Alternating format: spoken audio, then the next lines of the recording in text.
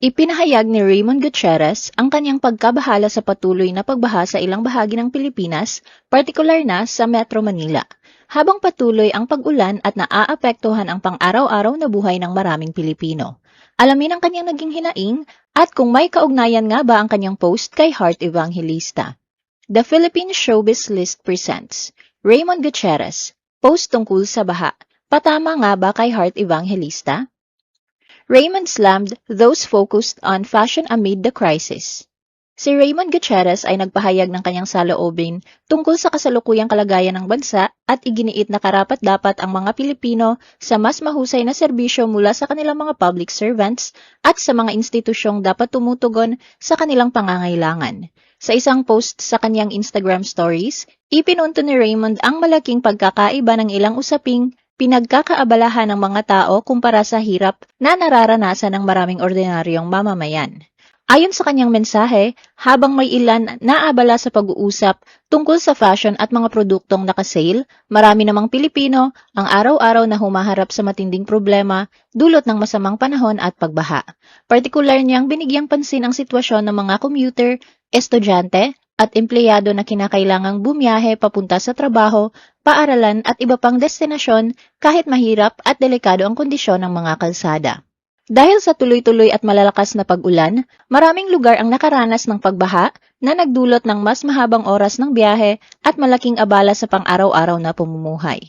May ilan ding kalsada na naging mahirap o hindi madaanan dahil sa taas ng tubig. Sa kanyang pahayag, tila nais ipaalala ni Raymond na mas mahalagang ituon na ang pansin sa mga tunay na suliraning kinakaharap ng bansa, lalo na sa kaligtasan at kapakanan ng mga ordinaryong Pilipino. Dumating ang kanyang komento habang patuloy na nakararanas ng epekto ng southwest monsoon ang ilang bahagi ng Metro Manila. Noong August 18, 2026, nanatiling nasa ilalim ng flood watch ang ilang lugar, habang may mga kalsada rin sa Quezon City na naiulat na hindi madaanan dahil sa baha.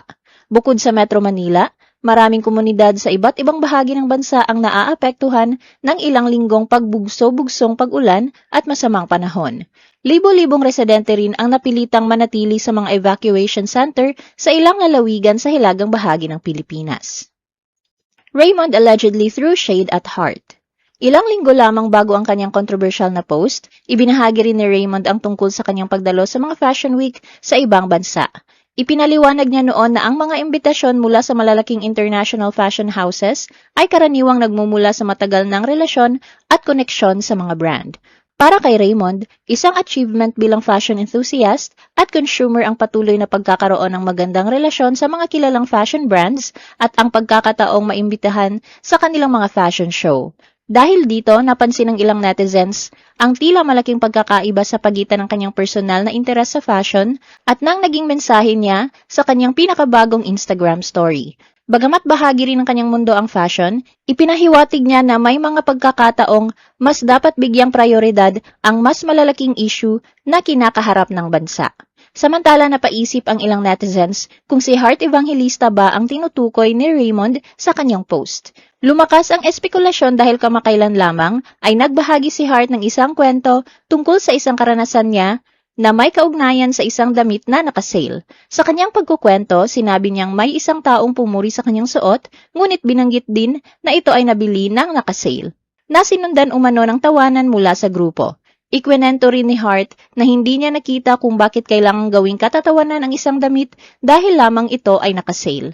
Dahil magkasunod na naging usapin ang fashion at ang mga pahayag ni Raymond tungkol sa kalagayan ng bansa, naging mabilis ang pagbuo ng mga espekulasyon online. Gayunman, hanggang sa ngayon walang direktang kumpirmasyon mula kay Raymond na si Heart nga ang kanyang pinatutungkulan.